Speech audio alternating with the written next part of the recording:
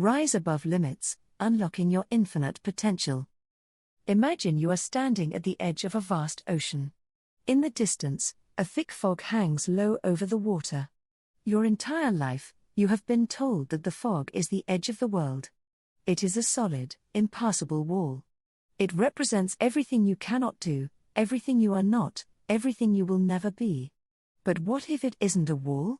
What if it's just fog?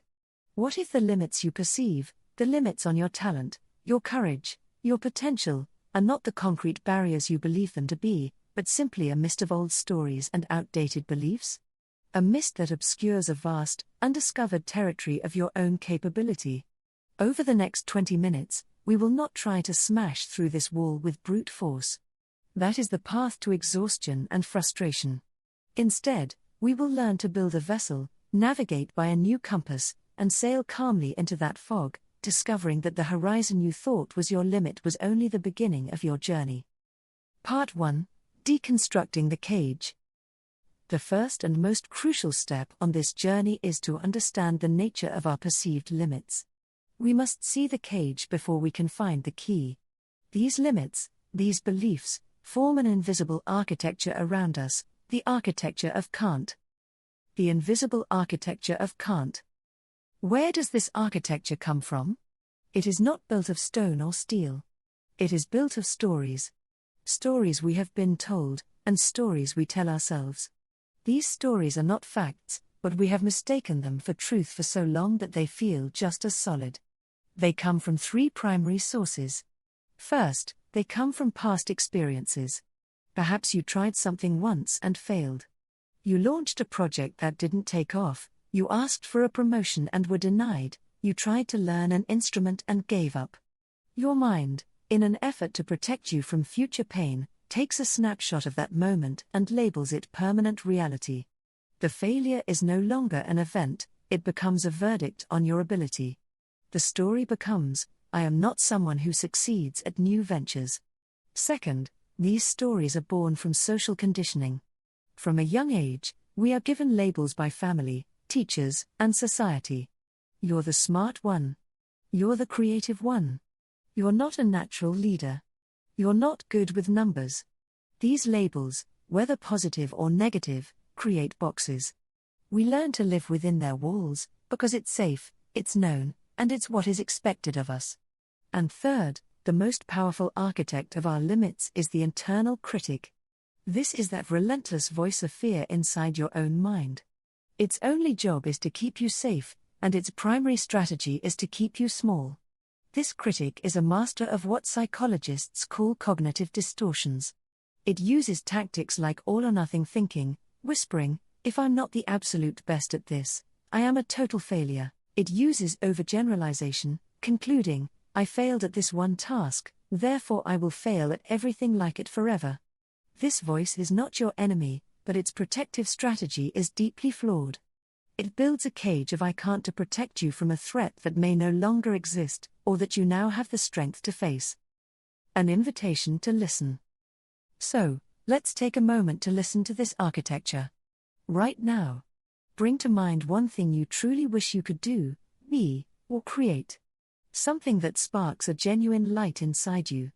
Perhaps it's starting a business, writing a novel, running a 10K, learning a new language, or healing a broken relationship. Hold that desire in your mind. Feel the warmth of it. Now, listen. Listen for the first but that appears. I'd love to start a business, but I'm not good with money. I want to be healthier, but I have 0 willpower. I wish I could paint, but I'm not a creative person. That is the signature of a limiting belief. It is the sound of a bar in the cage you have built. For the rest of our time together, we are going to examine that but, not as a fact, but as a fossil, the remnant of an old, outdated survival strategy. The first step is not to fight this voice, but to acknowledge it, to thank it for trying to protect you, and to gently recognize that its services are no longer required. You are the captain of this vessel now. Part 2: The Blueprint for a Boundless Mind. Once we recognize that our limits are stories, not truths, we can begin to write a new one. To do this, we need a new blueprint for the mind, one based not on fixed limitations, but on the scientific reality of boundless growth. Your potential is a verb, not a noun. We are taught to think of potential as a fixed quantity, like a tank of fuel we are born with. Some have a large tank, some have a small one, and once it's empty, it's gone. This is perhaps the most limiting belief of all. The truth is, your potential is not a noun. It is not a thing you have. Your potential is a verb. It is an active, ongoing process of becoming. For decades, we believed the brain was largely fixed after childhood. But modern neuroscience has proven this to be false. The concept is called neuroplasticity. It means that your brain's structure is malleable, constantly changing in response to your thoughts and actions. Your brain is not a stone tablet with your destiny carved into it. It is more like a living garden. The thoughts you repeatedly think, the actions you repeatedly take, these are the pathways you water and fertilize. The neural connections you use become stronger, while those you neglect wither away. You can, at any age, choose to carve new paths, clear away weeds, and grow new things. This scientific fact is the bedrock of what Stanford psychologist Dr. Carol Dweck calls a growth mindset. A person with a fixed mindset believes their abilities are static, carved in stone. A person with a growth mindset understands that abilities can be developed through dedication, effort, and learning. A growth mindset is not just positive thinking. It is the conscious, deliberate decision to engage in the process of mental gardening, to believe that the effort you put in literally rewires your brain for success. The compass of your why.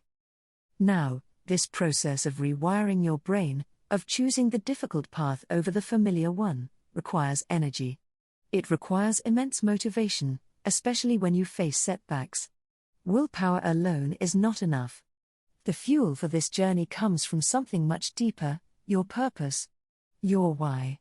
Dr. Viktor Frankl, a psychiatrist who survived the horrors of the Nazi concentration camps, observed that the prisoners who had the greatest chance of survival were those who held on to a sense of meaning, a reason to live.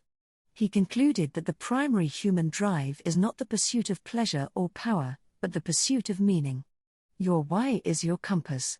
It is the unwavering direction that guides you through the fog of uncertainty and the storms of failure. When your effort is tied to something larger than yourself, it becomes resilient. So, how do you find this compass? It is not something you invent, it is something you uncover. Ask yourself these questions. What activity makes you lose track of time? What problem in the world breaks your heart and makes you wish you could fix it? In whose lives do you want to make a difference? What would you do if you knew you could not fail? The answers to these questions point toward your why. It doesn't have to be a grand, world-changing mission. It can be to be a better parent, to create art that brings joy, to build a community, to master a craft. This purpose, this why, provides the intrinsic motivation that a growth mindset needs to flourish. It creates a powerful, self-reinforcing cycle. Your purpose fuels the effort required for growth, and every small success you achieve through that growth validates and strengthens your connection to your purpose. Part 3, the first step, and the next. With a new blueprint for your mind and a compass of purpose in your hand, it is time to set sail. But this is where many journeys stall. The destination seems so far away that we become paralyzed, unable to even begin. The secret is to forget the destination for a moment, and focus only on the next step. The alchemy of the smallest action. The human brain is wired to resist massive, abrupt change. That's why grand New Year's resolutions so often fail. We try to go from 0 to 100 and our internal systems rebel.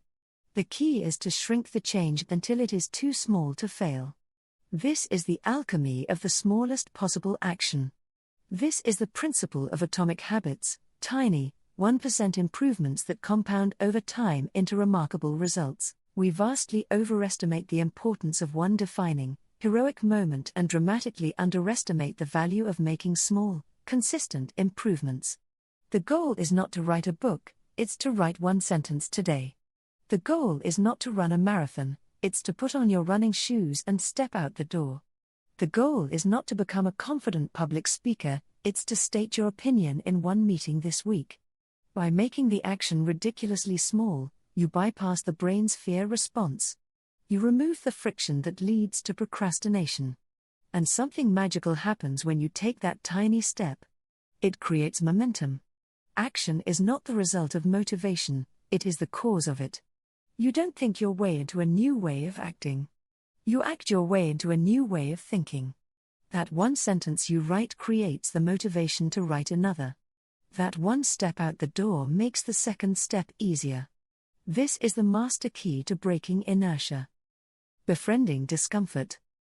As you begin to take these small, consistent steps, you will inevitably encounter a feeling, discomfort, friction, a little bit of fear.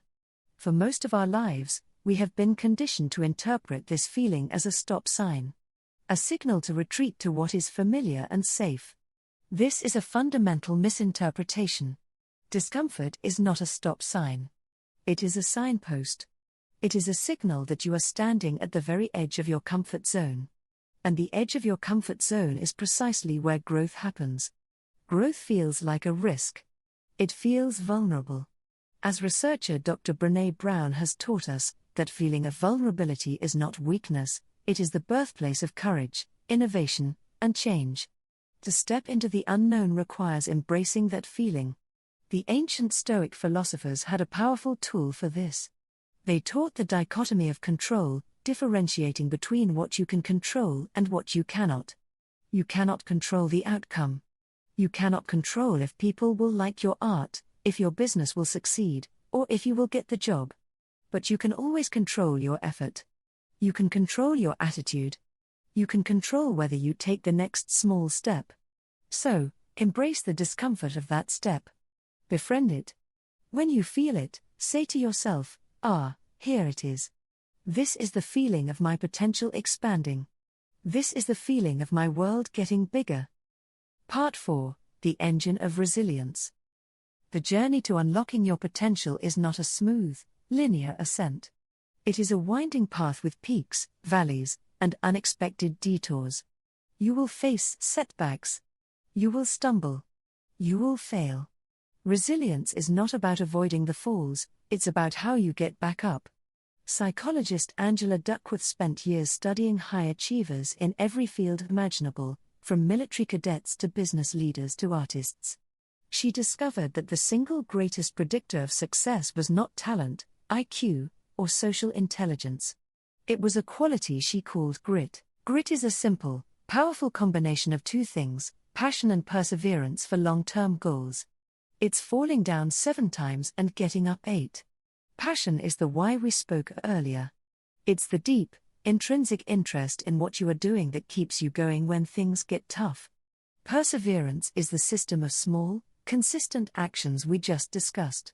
It's the commitment to keep putting on your running shoes, day after day, especially on the days you don't feel like it. When you have grit, your relationship with failure changes completely.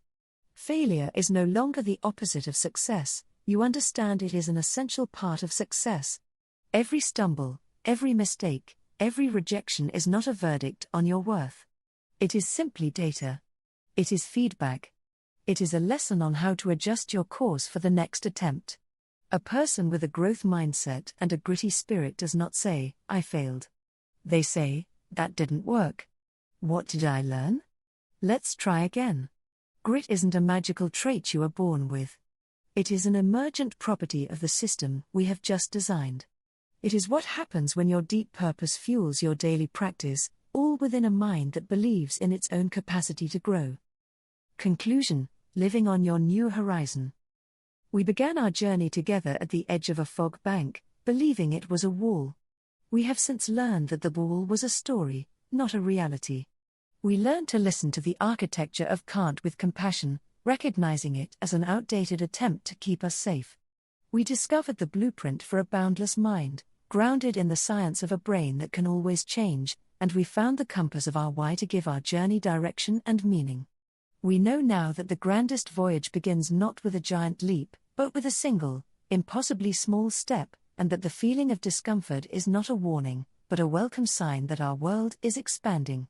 And finally, We have learned that resilience is our engine, and that failure is not an obstacle to be feared, but the very fuel that powers our grit. Your journey does not begin tomorrow, or next week, or when the time is right. It begins now. In this moment. As this audio ends, I invite you to do one thing. Identify the single smallest physical action you can take in the next 5 minutes toward the horizon you desire. Not a plan. An action. Put on your running shoes and place them by the door. Open a blank document and give it a title. Pick up the phone and look up the number you need to call. Take that first step. The horizon is not a destination to be reached. It is the direction you are heading. Rise above your limits. Your infinite potential is not something you will find out there in the fog. It is something you will build, right here, right now, one step at a time. The journey has already begun. Narrative strategy and psychological framework. The preceding audiobook script, Rise Above Limits, Unlocking Your Infinite Potential, is engineered as a concise, 20-minute narrative intervention designed to shift a listener's core beliefs about their own capabilities. The structure is not arbitrary, it is a deliberately sequenced psychological process that guides the listener from a state of passive acceptance of their limits to a state of active, empowered growth. The analysis below deconstructs the strategic choices and theoretical underpinnings of the script. Foundational architecture, a 4-part journey.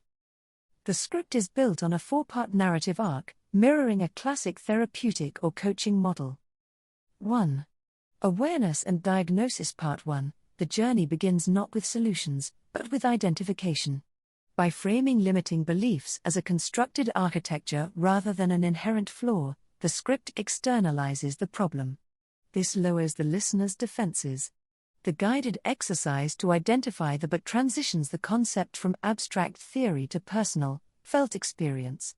This section draws heavily on principles from cognitive behavioral therapy (CBT), specifically the identification of cognitive distortions. The critical insight woven into this part is that the internal critic is a misguided protector. This reframes the listener's internal relationship from one of conflict to one of compassionate negotiation, which is a more sustainable foundation for change than self-criticism. 2. Vision and belief. Part 2. After deconstructing the old model, a new one must be presented. This section provides the intellectual and emotional permission to believe in change. It does so by grounding the inspirational message in scientific and philosophical credibility. Neuroplasticity serves as the scientific proof that change is physically possible, while Carol Dweck's mindset theory provides the psychological framework. This is then coupled with Viktor Frankl's logotherapy to address the motivational engine. The strategic connection made here is that a growth mindset and a core purpose are mutually reinforcing. Purpose provides the fuel to endure the difficulty of creating new neural pathways, and each successful act of learning provides tangible evidence that the growth mindset is valid, thereby strengthening one's commitment to their purpose. This creates a positive feedback loop, which is the core engine of sustained transformation. 3. Action and implementation. Part 3. Mindset without action is mere rumination. This section is designed to overcome the primary obstacle to change, inertia. It does so by leveraging the power of James Clear's atomic habits. The strategy is to shrink the change to a non-threatening size, thereby bypassing the brain's natural resistance. The key psychological insight embedded here is the inversion of the common belief about motivation: action precedes and generates motivation. By completing a micro-action, the brain receives a small reward, creating momentum for the next action. This section also proactively reframes the inevitable discomfort of growth by combining Brené Brown's work on vulnerability with the Stoic dichotomy of control. This transforms discomfort from a stop sign into a signpost of progress, giving the listener a powerful cognitive tool to use in the moment of friction. 4. Resilience and sustainability. Part 4. The final section inoculates the listener against the certainty of future setbacks. It introduces Angela Duckworth's concept of grit as the key to long-term success. The narrative strategy here is to democratize the concept of grit. Rather than presenting it as an innate, heroic trait, the script frames it as the predictable outcome of the system the listener has just learned to build. Grit emerges naturally when a strong why passion is combined with a system of micro-habits, perseverance, and a growth mindset, the ability to reframe failure. This makes a seemingly superhuman quality feel accessible and achievable for anyone. The power of metaphor and tone. Throughout the script, the central metaphor of the fog versus the wall serves as a narrative anchor. It is non-confrontational and invites curiosity rather than resistance. Other metaphors, such as the garden of the mind for neuroplasticity and the compass of your why for purpose, are used to make complex ideas intuitive and memorable. The tone is intentionally calm, confident, and empathetic, positioning the narrator as a trusted guide rather than a drill sergeant. This is crucial for an auditory medium, where vocal tone carries as much weight as the words themselves. In conclusion, the audiobook Rise Above Limits is designed to be more than a simple motivational speech. It is a structured psychological tool that leverages established principles from neuroscience, behavioral psychology, and philosophy. By guiding the listener through a carefully sequenced journey of awareness, belief, action, and resilience, it aims to dismantle perceived limitations and install a durable, self-perpetuating system for lifelong growth. The ultimate goal is not to provide a momentary spark of inspiration, but to hand the listener a practical blueprint for building their own infinite potential.